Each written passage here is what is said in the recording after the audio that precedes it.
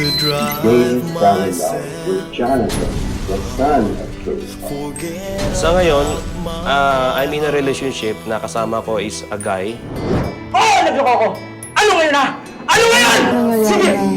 Ang dalawang tao nagsasabi na mahal nila isa't isa. Tapos bigla na lang nagsasakitan.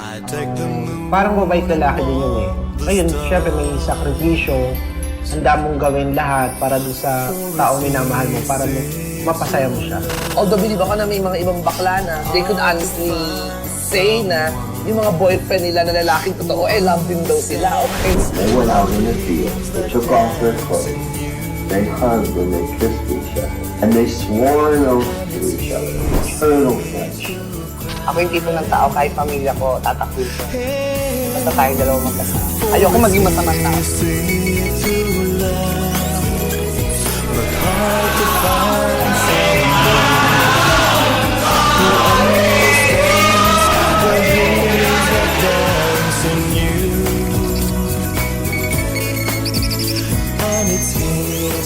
Iba ho ang pagmamahal ng gay. Pag nagmahal sa lalaki, full-heartedly, walang limitation to the extent na nakakalimutan nila ang sarili nila. To the extent po na minsan yung pagkain ko, tinitira ko para sa kanya.